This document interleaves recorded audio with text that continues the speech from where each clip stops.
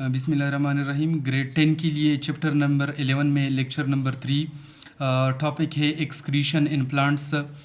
तो एक्सक्रीशन भी होम्योस्टेसिस का एक टाइप, दोबारा ज़रा इसको रिवाइज़ कर लूँ कि excretion it is a type of homeostasis in which living organism remove or eliminate toxic substances from their body। यही एक्सक्रीशन एनिमल्स में भी होता है, या प्लांट में भी होता है। प्लांट में भी टॉक्सिक सब्सटेंसेस होते हैं और प्लांट इस टॉक्सिक सब्सटेंसेस को अपनी बॉडी से निकाल लेता है। तो अभी हम पढ़ते हैं कि प्लांट में कौन कौन से टॉक्सिक सब्सटेंसेस है और किस तरह प्लांट्स इन टॉक्सिक सब्सटेंसेस को अपनी बॉडी से बाहर निकाल लेते हैं। तो मुख्तलिफ़ किस्म के टॉक्सिक सब्सटेंसेस, पहली बात तो ये डिफिनीशन तो आप लोगों ने देखा होगा लेक्चर नंबर 1 में। Excretion is a process in which living organism eliminate toxic substances from their body. in which living organism eliminate toxic substances from their body, toxic substances from their body, this is called excretion। Plant में भी excretion होता है, क्या excrete कर लेता है, अभी पढ़ते हैं इंशाल्लाह। Number 1, carbon dioxide. Carbon dioxide एक टॉक्सिक गैस है प्लांट्स के लिए। ये तो रॉ मटेरियल भी है, ज़रूरी भी है, लेकिन ये कंडीशंस हमने पढ़े हैं पहले चैप्टर में। फॉर एग्ज़ाम्पल, अगर दिन के वक्त फोटोसिंथेसिस भी होता है, रेस्पायरेशन भी होता है, लेकिन यहाँ पर हम पढ़ेंगे यानी नाइट टाइम के बारे में। नाइट टाइम के बारे में नाइट टाइम में कौन सा प्रोसेस होता है। नाइट टाइम में प्लांट्स में सिर्फ और सिर्फ रेस्पायरेशन का प्रोसेस होता है, जिसमें ग्लूकोज मालिक्यूल के साथ ऑक्सीजन मिलता है और इसके रिजल्ट में बनता है कार्बन डाइऑक्साइड और वाटर। यहाँ पर ये कार्बन डाइऑक्साइड अभी वेस्ट मटेरियल है, एक टॉक्सिक सब्सटेंसेस है, और प्लांट इस कार्बन डाइऑक्साइड को रिमूव करेगा। लेकिन ये कार्बन डाइऑक्साइड रिमूव करेगा, ये सिर्फ और सिर्फ नाइट टाइम के दौरान होगा, दिन के वक्त नहीं। दिन के वक्त इसलिए नहीं क्योंकि दिन के वक्त फोटोसिंथेसिस का प्रोसेस भी होता है, और अगर दिन हो तो दिन के वक्त यानी जो कार्बन डाइऑक्साइड तैयार हो जाए रेस्पायरेशन में, वही कार्बन डाइऑक्साइड दोबारा फोटोसिंथेसिस में वो कंज्यूम हो जाता है, वो यूटिलाइज हो जाता है, फोटोसिंथेसिस में ये दोबारा इस्तेमाल होता है। तो इसलिए प्लांट्स की बॉडी से सिर्फ और सिर्फ कार्बन डाइऑक्साइड रात के वक्त निकलता है, और यही कार्बन डाइऑक्साइड रेस्पायरेशन के रिजल्ट में ये कार्बन डाइऑक्साइड तैयार होता है, और यही carbon dioxide with the help of stomata plant की बॉडी से बाहर निकलता है। और stomata, these are small pores which is present in the epidermis के ऊपर छोटे सुराख जिसको कहते हैं स्टोमेटा। तो फिर सुन ले ज़रा, प्लांट्स के लिए कार्बन डाइऑक्साइड रात के वक्त एक टॉक्सिक मटेरियल जो रेस्पायरेशन के प्रोसेस में तैयार होता है, और यही carbon dioxide with the help of stomata ये एटमॉस्फेयर को यानी गैसियस एक्सचेंज होता है प्लांट की बॉडी में, और with the help of stomata के ज़रिए यानी ये एटमॉस्फेयर में चला जाता है कार्बन डाइऑक्साइड। फिर इसके बाद ऑक्सीजन भी है एक टॉक्सिक। किस तरह ऑक्सीजन टॉक्सिक गैस है, ये तो बहुत ज़्यादा ज़रूरी है, हाँ बिल्कुल ज़रूरी है, लेकिन ये एनिमल्स के लिए, प्लांट्स के लिए कभी कभार ये टॉक्सिक बन जाता है। किस तरह? फॉर एग्जांपल, दिन के वक्त एक प्रोसेस होता है फोटोसिंथेसिस, जिसमें कार्बन डाइऑक्साइड के साथ वाटर मॉलिक्यूल्स मिलते हैं, और इससे बनता है ग्लूकोज यानी C6H12O6 और साथ में ऑक्सीजन। अभी प्लांट्स के लिए ग्लूकोज की ज़रूरत, तो कुछ ग्लूकोज तो प्लांट खुद यूटिलाइज कर लेता है, बाकी हम इंसान या जानवर खाते हैं। इसके अलावा प्लांट्स ये ऑक्सीजन खुद भी यूटिलाइज करता है in the process of respiration, लेकिन यहाँ पर ऑक्सीजन की कंसंट्रेशन ज़्यादा है, तो ये जो इजाफी ऑक्सीजन है इसको प्लांट्स रिमूव करते हैं टू द एटमॉस्फेयर। और एटमॉस्फेयर कौन से रास्ते से? तो प्लांट्स में रेस्पायरेशन के लिए, गैसियस एक्सचेंज के लिए कोई स्पेसिफिक सिस्टम नहीं है, लिहाजा ये भी स्टोमेटा के ज़रिए, इन स्मॉल पोर्स के ज़रिए एटमॉस्फेयर को देता है। तो प्लांट्स में कार्बन डाइऑक्साइड भी टॉक्सिक है, लेकिन रात के वक्त, और प्लांट प्लांट्स के लिए ऑक्सीजन भी टॉक्सिक है, लेकिन वो सिर्फ और सिर्फ दिन के वक्त जब कार्बन डाइऑक्साइड के साथ ऑक्सीजन वाटर मिले और इससे बने ग्लूकोज और ग्लूकोज के साथ साथ ऑक्सीजन, तो यही इजाफी ऑक्सीजन ये ऑक्सीजन खुद भी कंज्यूम करता है, लेकिन जो बच जाता है वो एटमॉस्फेयर को देता है with the help of stomata. तो ये दूसरा रॉ मटेरियल था प्लांट्स के लिए जो प्लांट्स इसको एक्सक्रीट कर लेता है। इसके अलावा है water, number third water.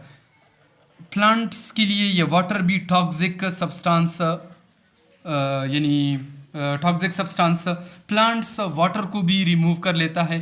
For example यानी प्लांट्स में प्रोसेस होता है यानी रेस्पायरेशन जब होता है तो रेस्पायरेशन प्रोसेस के दौरान प्लांट्स की बॉडी से वाटर यानी वहाँ पर एंड प्रोडक्ट बनते हैं।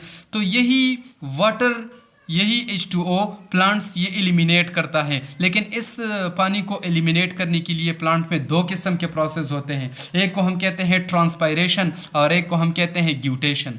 एक है ट्रांसपायरेशन और एक को हम कहते हैं ग्यूटेशन। दोनों मुख्तलिफ प्रोसेस, थोड़ा सा फ़र्क। अभी ट्रांसपायरेशन क्या है और ग्यूटेशन क्या है। ट्रांसपायरेशन वो प्रोसेस ये प्लांट्स के दो हिस्सों में हम डिवाइड करते हैं। एक होता है अंडरग्राउंड पार्ट जिसको हम कहते हैं रूट्स, और एक है एरियल पार्ट जिसमें हमारे पास आता है स्टेम, जिसमें हमारे पास आते हैं ब्रांचेस और ब्रांचेस के अलावा लीव्स। ये इसका एरियल पार्ट है। इसको हम कहते हैं aerial part of the plant, यानी प्लांट का स्टेम, प्लांट के ब्रांचेस और लीव्स ये एरियल पार्ट है, और अंडरग्राउंड पार्ट उसके सिर्फ और सिर्फ यानी रूट्स ये अंडरग्राउंड है। तो जब प्लांट्स के एरियल पार्ट से यानी लीव्स, ब्रांचेस और स्टेम से पानी निकलते हैं, लेकिन इन द फॉर्म ये पानी निकलते हैं, एवापोरेट होते हैं, लेकिन in the form of vapours, तो इसको कहते हैं ट्रांसपायरेशन। इसका डिफिनीशन हम करेंगे, the loss of water in the form of vapors from the aerial part of the plant body is called transpiration। फिर सुन ले, the loss of water in the form of vapors from the aerial part यानी leaves, branches and stem of the body, plant body is called transpiration। इसको कहते हैं transpiration. इसके अलावा guttation भी एक प्रोसेस है जिसमें प्लांट्स बॉडी अपनी यानी पानी को एलिमिनेट कर लेता है। ये कौन सा प्रोसेस है? ये है फॉर एग्जांपल एक लीव्स, ये फॉर एग्जांपल एक लीव्स, और इस लीव्स के एंड पर, इस लीव्स के जो मार्जिन्स होते हैं जिसको हम कहते हैं किनारा, ये मार्जिन, इस पर छोटे छोटे सुराख होते हैं जिसको हम कहते हैं हाइडाथोड्स। इन छोटे सुराखों को हम कहते हैं हाइडाथोड्स। तो इस हाइडाथोड्स के ज़रिए प्लांट की बॉडी से पानी निकलते हैं, लेकिन ये इन द फॉर्म ऑफ ड्रॉपलेट्स होते हैं। सुबह के वक्त अगर आप देखेंगे, सुबह सवेरे किसी गार्डन में या घर में अगर कोई प्लांट्स हो तो उसको ज़रा गौर से देख ले, उनके जो लीव्स होते हैं उसके मार्जिन पर ड्रॉप आपको नज़र आएंगे, और यही पानी प्लांट बॉडी में एक्स्ट्रा वाटर जो प्लांट उसको एक्सक्रीट कर लेता है, और जिन सुराखों के ज़रिए यानी लीव्स के एंड पे मार्जिन्स पर जो सुराख होते हैं उसको हम कहते हैं हाइडाथोड्स। इन हाइडाथोड्स के ज़रिए प्लांट की बॉडी से ये एक्स्ट्रा वाटर निकलते हैं इन द फॉर्म ऑफ ड्रॉपलेट्स। इस प्रोसेस को हम कहते हैं ग्यूटेशन।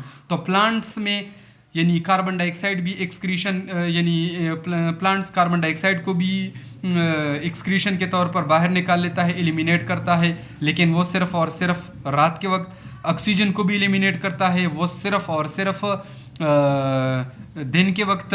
और इसके अलावा वाटर को भी, और वाटर यानी दो प्रोसेस में, एक को हम कहते हैं ट्रांसपायरेशन और एक को हम कहते हैं ग्यूटेशन। इसके अलावा और भी कुछ सब्सटेंसेस है जो प्लांट बॉडी, इसके अलावा नंबर 4 में हेडिंग दूंगा अदर सब्सटेंसेस। इसकी यानी ऑक्सीजन, कार्बन डाइऑक्साइड और वाटर के अलावा और भी कुछ सब्सटेंसेस है जो प्लांट बॉडी के लिए नुकसानदेह है अगर प्लांट बॉडी में रिटेन रहे, तो इसलिए प्लांट्स इसको एक्सक्रीट कर लेते हैं, और मुख्तलिफ़ किस्म के प्लांट से मुख्तलिफ़ किस्म के सब्सटेंसेस निकलते हैं। मुख्तलिफ़ प्लांट मुख्तलिफ़ मटीरियल को रिमूव कर लेता है यानी एक्सक्रीट कर लेता है।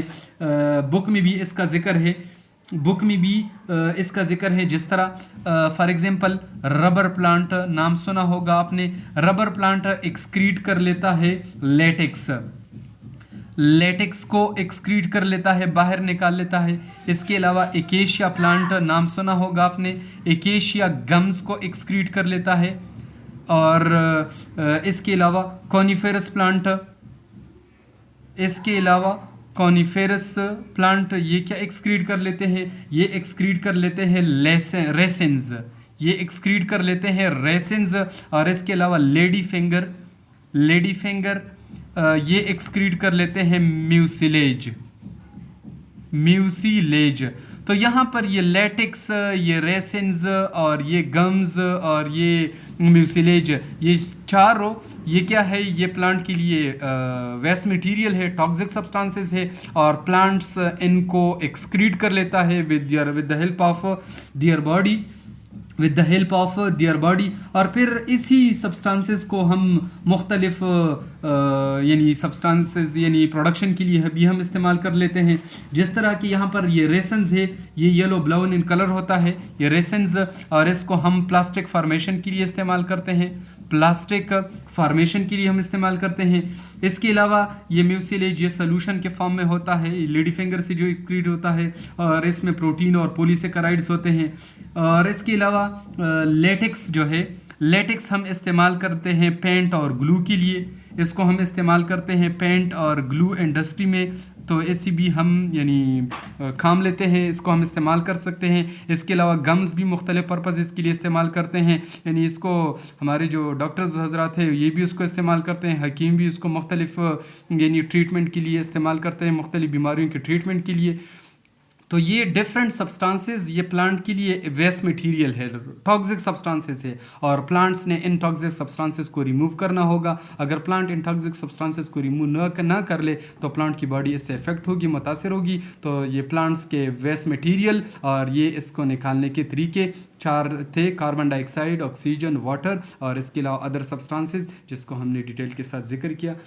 ये आज का टॉपिक था, और इसको अच्छी तरह देखना होगा क्योंकि बहुत ज़्यादा इम्पोर्टेंट और इंटरेस्टिंग टॉपिक।